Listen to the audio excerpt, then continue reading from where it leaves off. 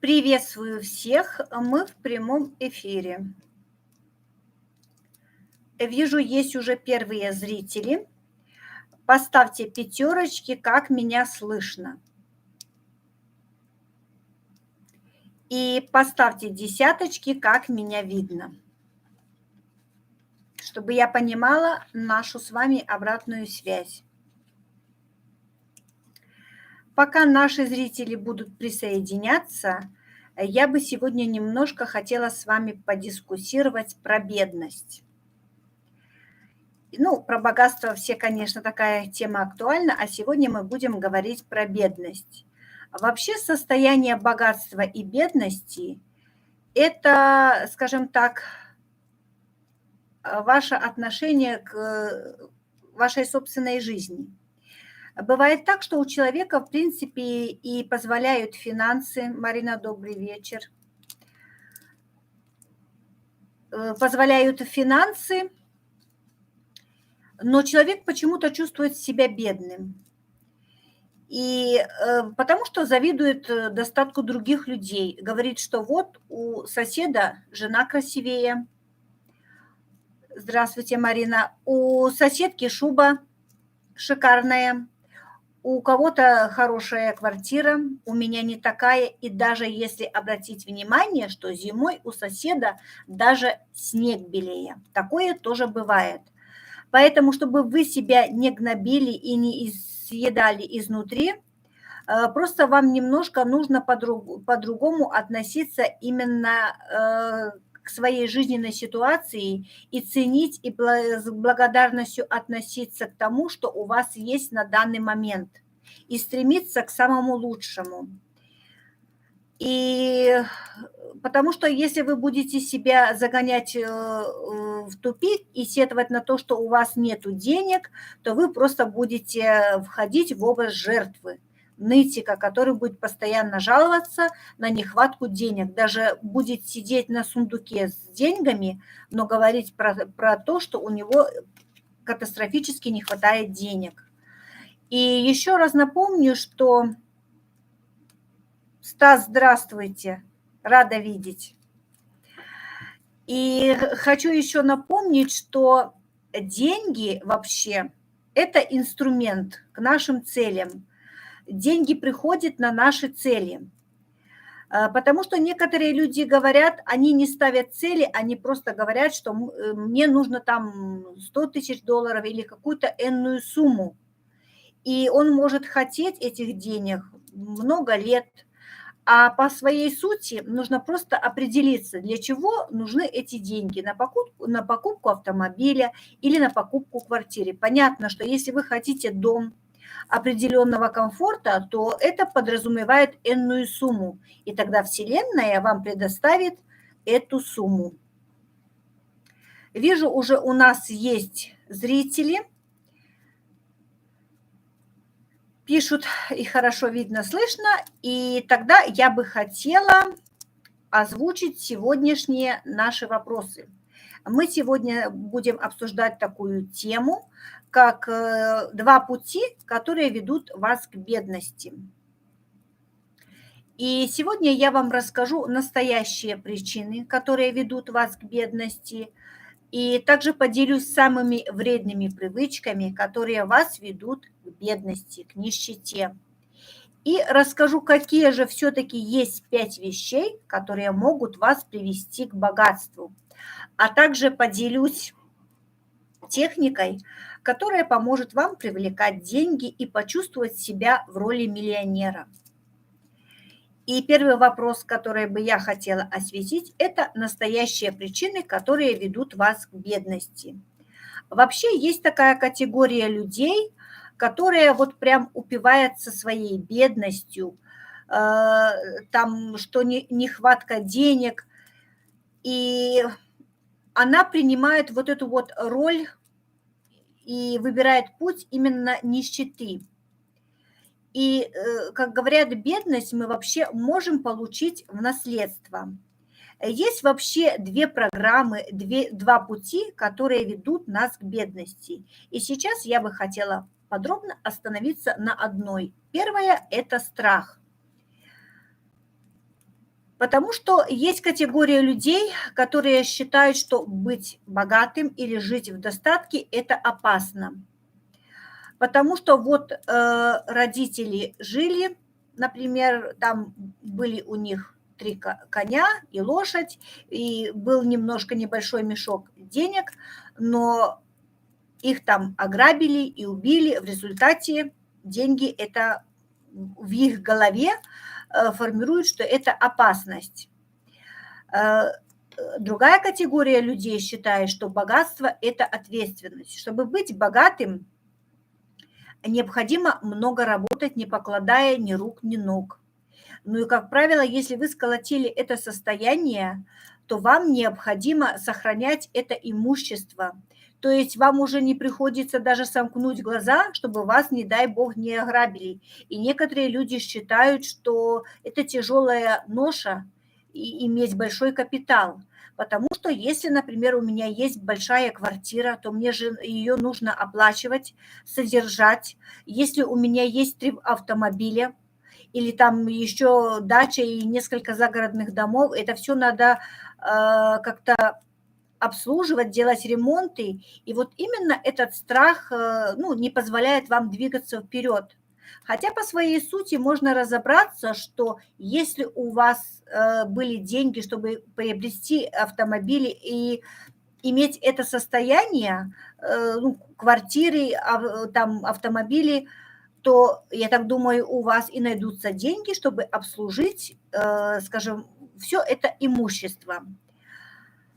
Но есть еще такой момент, что если у вас присутствует чувство страха, то можно с этим страхом побороться.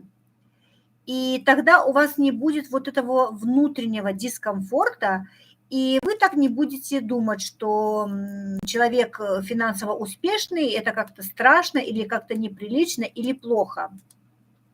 Для этого вам нужно просто понять, осознать свои цели, свой смысл жизни, определиться, какого финансового благополучия вы хотите достигнуть, и, соответственно, обрести уверенность, там, проявление смелости, поработать с определенными упражнениями и двигаться вперед.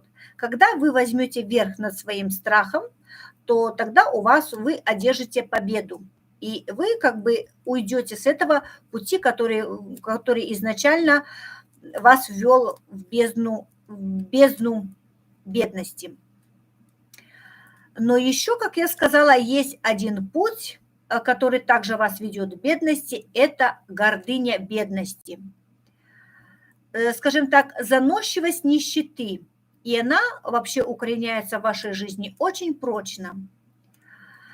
Есть категория людей, которые говорят, эти дорогие игрушки только покупают богатые для своих там детей. Мы не можем позволить себе такое купить, потому что мы бедные, мы честные люди, и мы не воруем у государства, мы делаем все правильно и честно, поэтому мы живем очень бедно.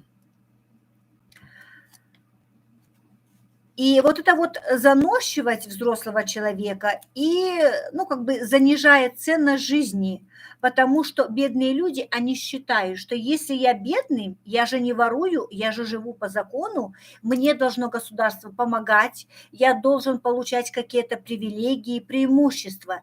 И с самого раннего детства категория бедных людей, она воспитывает своих детей в плане том, что она их не учит тому, что нужно стремиться к успеху, зарабатывать деньги. Они, наоборот, прививают с малых лет, что деньги – это зло, быть в бедности – это престижно, и изначально уже формируют неправильные убеждения. И когда человек вырастает, то он понимает, что не нужно стремиться к деньгам, хотя уже в раннем детстве нужно приучать к тому, ребенка, чтобы у него появлялись цели, мечты, чтобы эти мечты их окрыляли и ну, имели какой-то финансовый успех, чтобы было стремление. Как у нас поступил вопрос, Может ли человек, рожденный в бедности, стать миллионером и что для этого нужно сделать? Как я уже ранее немножко сказала, что мы бедность можем получить в наследство. В плане том, что когда обычно родители старых взглядов и нравов нам говорят так, что дед был бедный, там прадед был бедный, я бедный, и ты тоже будешь бедный, потому что, ну вот мы вот так мы живем, и никто из нашего рода не смог вырваться. Поэтому изначально уже формируют именно негативные программы. И когда человек вырастает, он в этом убежден. Что для этого нужно сделать? Изначально изменить вот эти вот укоренелые убеждения. Даже если вы по долгой линии там были бедными, но если у вас есть стремление, если у вас есть цели вырваться из нищеты, то это все возможно. И первое, что вы должны сделать, это изменить мышление. Для того, чтобы изменить мышление, вам нужно читать книги, выполнять определенные практики, которые будут позволять вам формировать другое убеждение, другие мысли, и тогда у вас будут и меняться ваши убеждения и взгляды на жизнь. И ваши цели к финансовому благополучию будут очень успешно реализовываться. Следующий вопрос, который бы я хотела осветить, это самые вредные привычки, ведущие к бедности. И самая глобальная такая привычка, ну, у бедных людей, это которые отказываются категорически от финансовой грамотности. То есть они полностью игнорируют, они не читают книги по финансовой грамотности, они, ну, там, никакие не тренинги, ничего, не изучают никакую литературу, и помимо этого они не ведут учет своих ни расходов, ни доходов. Соответственно, это их приводит к бедности, потому что они не знают, как правильно заработать деньги, как их приумножить.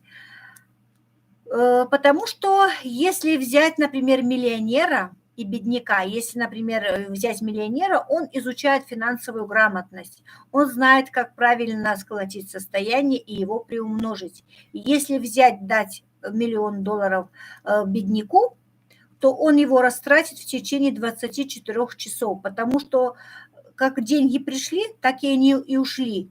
У него в голове даже не будет таких мыслей, что эти деньги можно инвестировать куда-то, чтобы получить большие дивиденды. Поэтому финансовая грамотность – это очень важно. Вторая такая вредная привычка – это неумение управлять своей страстью к бессмысленным покупкам.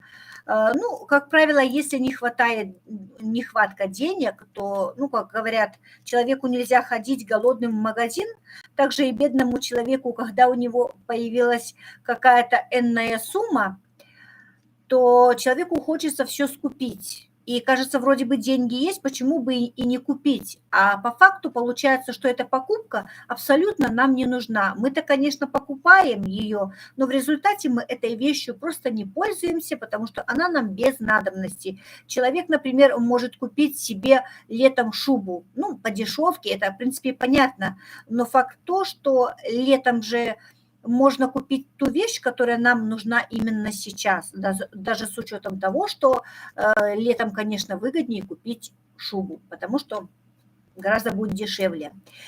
Следующая привычка – это чрезмерная потребность и жадность. То есть некоторые люди скупают там продукты, вещи, носки, ну, на 10 лет вперед, тем самым тратит свои деньги. Ну и, конечно же, на всю жизнь мы не можем там накопить каких-то вещей, потому что через год там мода выйдет, и это все будет не актуально. Но именно люди бедные, они всегда живут про запас. Скупают там сахар мешками на случай войны или голода, потому что бедные люди очень боятся голода. И им не важно, там какие-то другие ценности жизненные. Главное, чтобы у них была еда. Даже если не будет какой-то одежды, это не столь важно. Главное, чтобы были продукты питания. Также еще одна привычка – это скупое отношение к себе. Ну, я думаю, понятно, когда люди говорят, что вот там скупой человек по отношению к кому-то, ну, там, жалеет денег, там, это понятно, но бывают люди, которые даже скупые по отношению к себе, экономят на себе, могут ходить там в заштопанных вещах, носках, хотя, в принципе, если даже какие-то есть праздники, даже, ну, считают, что, ну, зачем там тратить деньги, мне это у меня все есть. Это также мышление и мысли бедняка. Богатые люди так не думают, потому что они себя хотят чем-то побаловать и сделать себе какие-то подарки. И также есть такая привычка быть жертвой. Люди, которые постоянно жалуются, то они болеют, то у них маленькая зарплата, то плохой начальник, и только ноют, ну, как говорят, это диванные нытики, которые ноют, но при этом ничего не делают. И они постоянно, вот людей, которые ноют, они всегда выступают в роли жертвы, потому что, чтобы их всегда жалели. Они никогда не стремятся к успеху, они могут годами жаловаться, но при этом свою жизнь они не будут менять.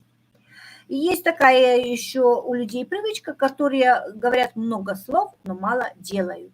И если, например, взять, ну, есть и категория женщин и мужчин, особенно любят за бутылочкой пивасика подискуссировать на тему, что вот я там скоро построю свой бизнес, у меня там куплю автомобиль. То есть они просто начинают лирическую философию, что бы они хотели. В результате они пофилософствовали, и на этом все закончилось. То есть это просто лирика, и при этом они не делают никаких конкретных действий для того, чтобы вырваться из этой бедности. И также еще такая есть привычка, что есть люди с заниженной самооценкой. Ну, конечно, этому способствует, ну, там ряд факторов, но тем не менее люди, которые пребывают в статусе бедняка, они считают, чтобы там иметь большие деньги, либо иметь другую работу, либо свой бизнес, они считают, что они еще не готовы к каким-то самостоятельным или глобальным переменам. Также они, если там что-то касается другой работы, у них нет достаточно профессионального опыта, и то есть они могут назвать еще куча причин, которые не позволяют им вырваться из этого статуса бедняка. Также есть еще категория людей, это тоже даже почему привычка, потому что люди это делают постоянно и систематически, и это уже формируется в привычке. Люди, которые самоутверждаются за счет других, люди-сплетники, которые осуждают других людей. Ну, как правило, у этих людей немножко жизнь чуть-чуть лучше, поэтому они осуждают других. Ну, есть, как я сказала, еще жалобщики, которые постоянно ноют. Кто-то должен жаловаться, а кто-то должен их слушать. И критики, которые всех осуждают. То есть по своей сути человек чуть-чуть, он бедняк, но чуть-чуть, немножко на ступеньку выше, и за счет того, чтобы самоутвердиться и почувствовать себя, Наталья, добрый вечер, чтобы почувствовать себя богатым, он унижает других людей, тем самым самоутверждается и чувствует себя выше, чуть ли не миллионером. Но по факту это не так, и это всего лишь вредная привычка бедняка. Также еще есть привычка наступать на горло, как говорят, собственной песни. Это люди, которые полностью игнорируют свои желания. Ну, они, конечно, подавляют, им, может быть, и хочется другой жизни, но тем не менее они ни к чему не стремятся, они не верят в свои силы, они считают, что они неудачники, у них ничего не получится, потому что сосед 3 раза пробовал, у него не получилось. А я не буду пробовать, потому что я знаю, что у меня тоже не получится. Неуверенность в себе. И то есть, ну, соответственно, если они ни к чему не стремятся, то у них и нету никаких положительных эмоций, потому что это же классно, если вы идете к своим целям, то понятно, что у вас преобладают позитивные эмоции, вы получаете радость. А человек, который не идет к целям, он запрещает себе радоваться, реализовать свои мечты, и он просто живет серой жизнью, и он наблюдает за другими людьми со стороны, кто там путешествует, и мы просто наблюдаем со стороны. И, естественно, мы только чувствуем зависть и нехорошие какие-то внутренние чувства, потому что у нас радости нету. Одно дело, если бы мы действительно собрались куда-то путешествовать, тогда бы у нас были внутри положительные эмоции. Вот. Ну и, конечно, последняя вредная привычка. Люди, которые что-то делают, но у них нету результата. И, как правило, они могут делать и 99 попыток, но у них нету результата.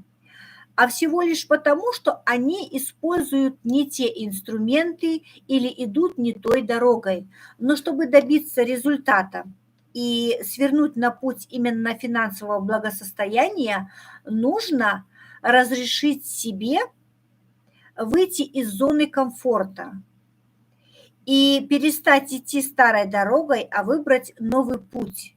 И, конечно же, начать рисковать. Ну, потому что любой успех зависит, конечно, от риска. В любом деле есть риск. Нужно к этому спокойно относиться. У нас поступил вопрос, влияет ли окружение на наш финансовый достаток. Безусловно, Наталья, что окружение влияет на наш успех. Ну, во-первых, как я в своих других прямых эфирах говорила, что обычно бедные люди кучкуются с бедными людьми, потому что им комфортно, они одинаково мыслят, у них одинаковое материальное состояние, и им комфортно. Им, конечно, ну, о чем они могут говорить с успешным человеком, который будет говорить про финансовую грамотность, если они вообще от этого далеки.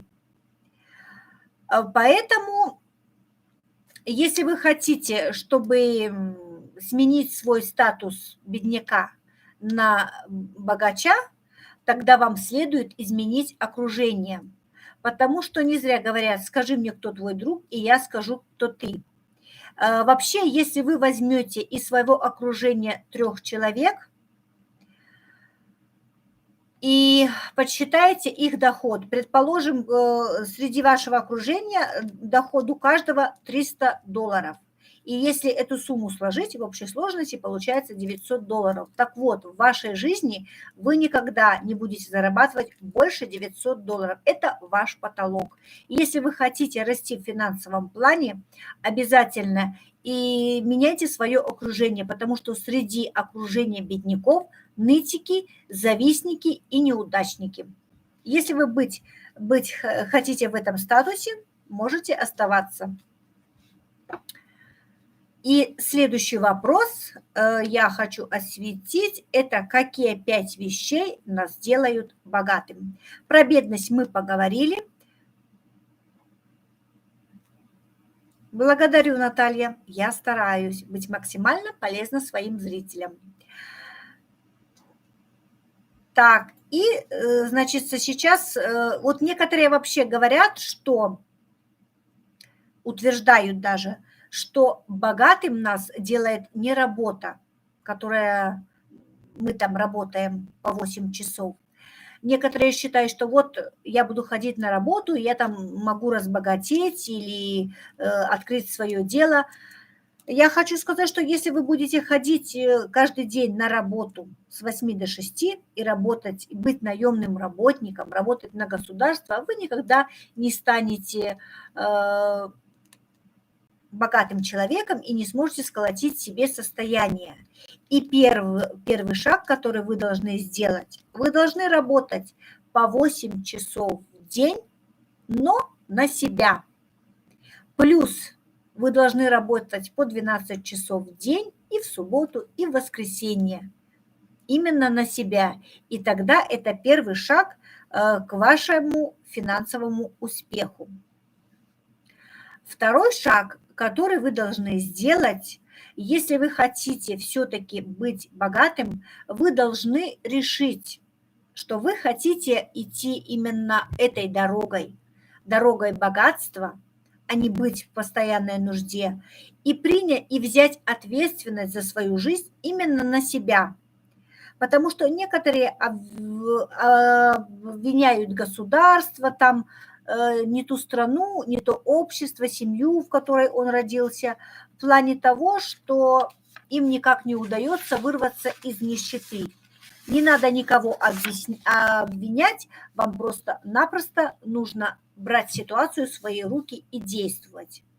И для начала вы должны определиться, к чему вы хотите стремиться, поставить определенные действия, сделать, скажем так, алгоритм шагов и двигаться по этому пути.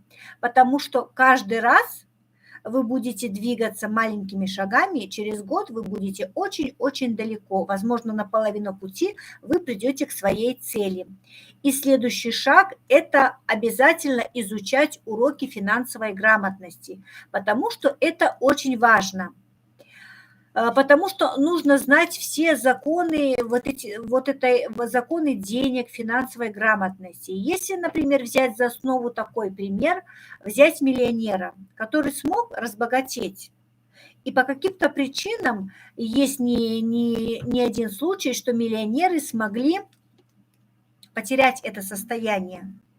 Но если же все-таки человек один раз смог сколотить состояние, то он сможет это сделать и 2, и 3 раза. Потому что у него, там, например, он обанкротился, но его знания, финансовую грамотность никто не отнимет.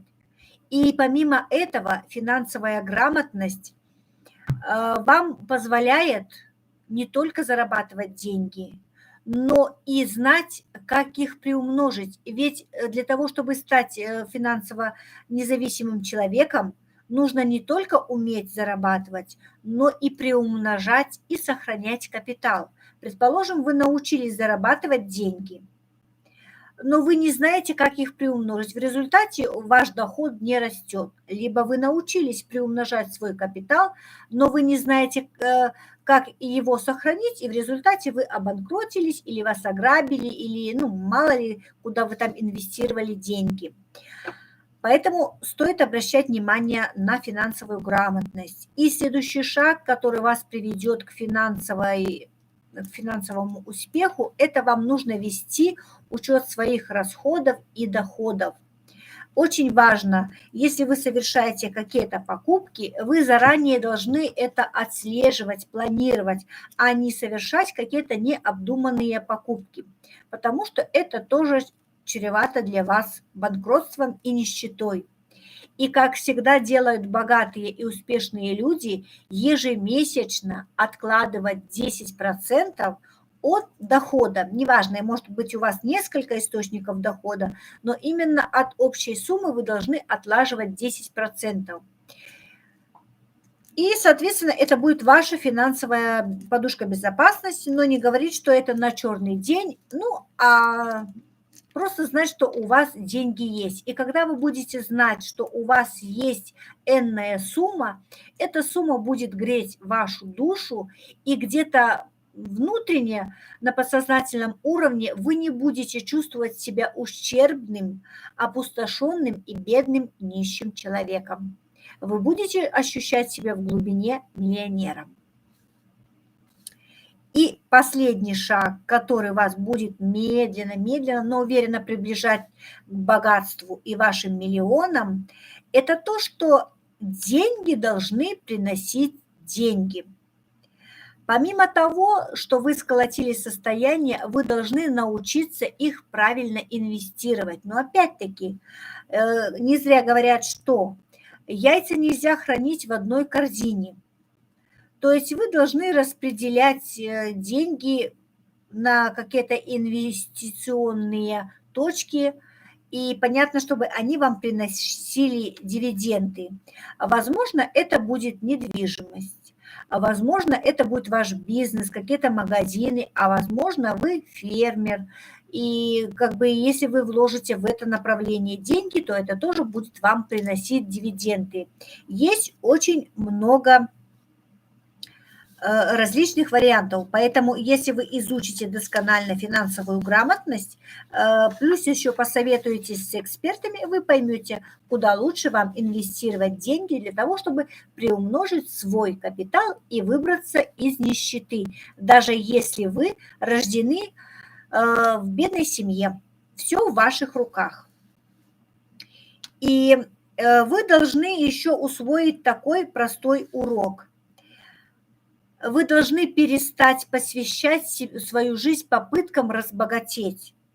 Просто пытаетесь и все. А пытаться можно до бесконечности. Вы должны принять решение, чтобы изменить свою жизнь в лучшую сторону. И просто начать что-то делать. Вы должны разработать стратегию, понять, как это улучшит вашу жизнь и двигаться согласно этой стратегии. По-другому никак. У вас должен быть план, как у Наполеона, чтобы стать миллионером. Если, может быть, у вас есть какие-то вопросы, вы можете написать. Формируйте свои вопросы, не стесняйтесь. У вас есть возможность получить напрямую ответ на любой свой вопрос.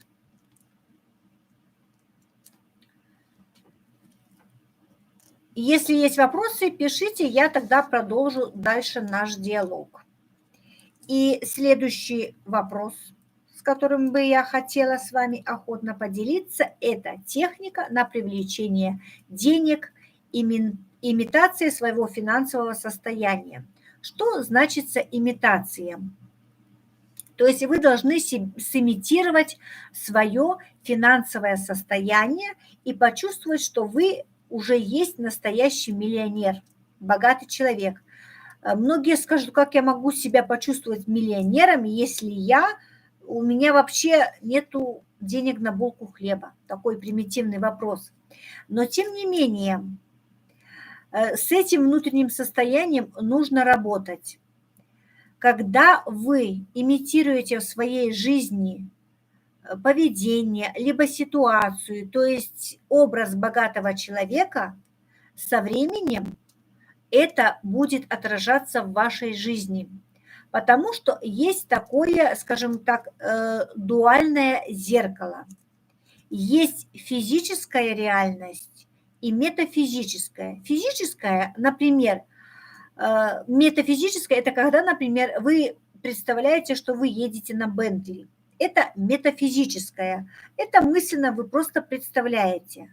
А физическое, когда уже у вас в реальности появляется этот автомобиль.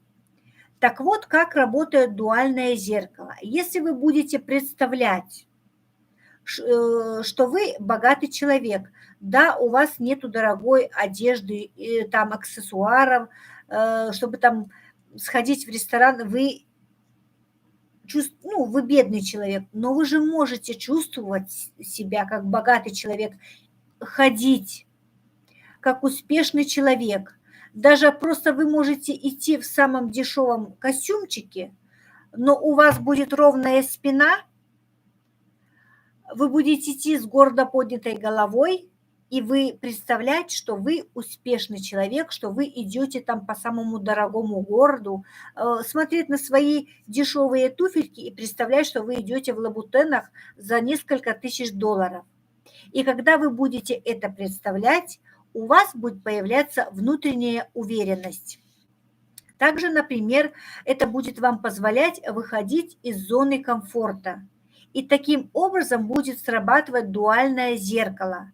Вообще дуальное зеркало, оно работает немножко с задержкой. То есть, когда вы к чему-то стремитесь, когда вы над чем-то работаете, оно долгое время к вам не приходит, потому что дуальному зеркалу, которое исполняет ваши желания, нужно время. Оно не может исполнить вашу реальность очень быстро. Поэтому имитация этого образа очень важна.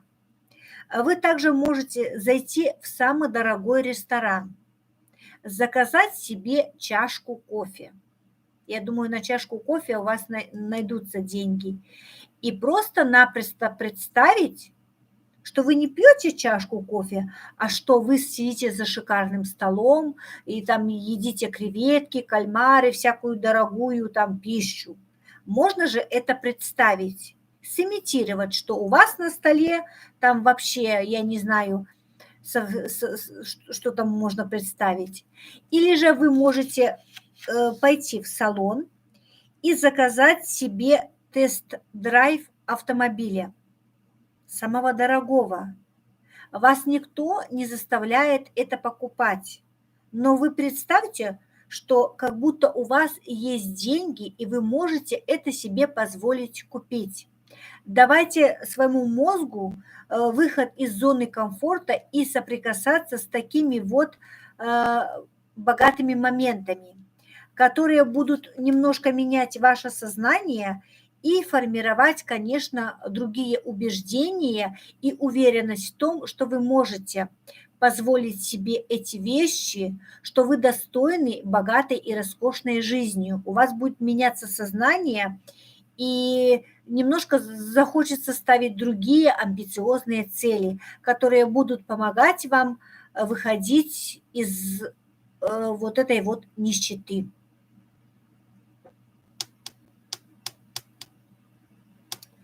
Напишите, кому понятно, о чем я говорю. Что-то зрители сегодня у меня не очень такие активные.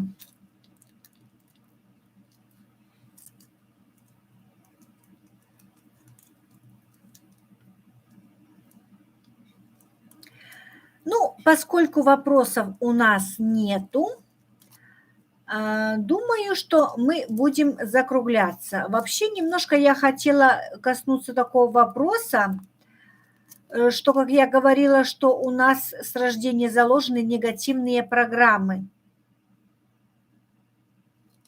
Отлично, Наталья. И, ну, многие вообще люди и зрители мои задавали мне вопросы, можно ли избавиться от негативных программ на бедность. Ну, поскольку нам наши предки с детства залаживают негативные программы, что мы бедные, и даже невозможно вырваться из этой бедности, то мы в этом убеждены.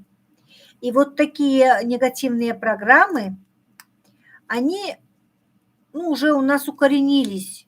И, соответственно, их нужно заменять на позитивные. Если вы считаете, что я не смогу разбогатеть, вы должны произносить, скажем так, аффирмации, либо делать такие упражнения, например, что я успешный и богатый человек. Я могу себе позволить покупать дорогие вещи. Если вы приходите в магазин, вам хочется купить дорогой телефон, а вы говорите, что вот у меня сейчас недостаточно денег, да и вообще эти дорогие вещи не для меня. Вы можете смотреть, специально ходить на дорогие вещи и говорить, что я достоин дорогих вещей, я могу себе позволить дорогие вещи, но это будет немножко позже. Ни в коем случае не говорить, что у вас недостаточно денег, и любое свое негативное убеждение переформулировать на позитивное. То есть, что вы не можете сделать, всегда переводить в позитивный момент. Тем самым позитивные утверждения будут вытеснять негативные убеждения и эти негативные программы.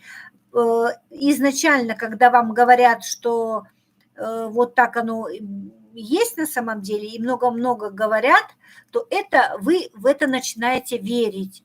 И чем больше вы в это верите, тем самым у вас формируются негативные программы. Если в вашем мозгу формируются негативные программы, тогда они начинают управлять вашей жизнью, потому что во что мы верим, то мы в жизни и имеем. Если вы уверены, что вы успешный и богатый человек, это ваша позитивная программа, которая будет способствовать вашему успеху.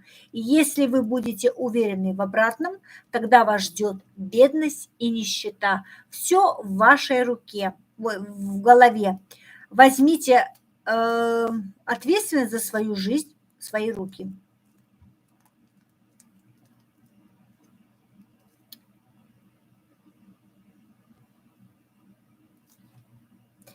Совершенно верно, что мы пришли в этот мир, чтобы менять свою жизнь в лучшую сторону. Хотя люди могут жить в бедности, но при этом они не будут стремиться, чтобы изменить свою жизнь. Во-первых, у них очень заниженная самооценка, и они просто убеждены, что у них не получится. И при этом чувство страха, и они не будут совершать никаких действий, чтобы улучшить свою жизнь. Это выбор каждого. Если вы хотите жить в бедности, просто сидите и будьте диванным нытиком. Жалуйтесь на свою жизнь, на здоровье, и при этом так у вас жизнь пройдет серая и скучная.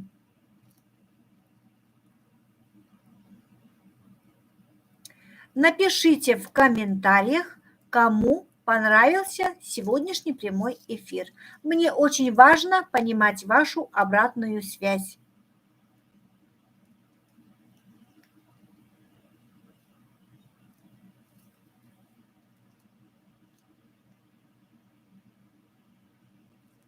Отлично, Марина. Советы дельные, поэтому я рекомендую всем использовать в жизни.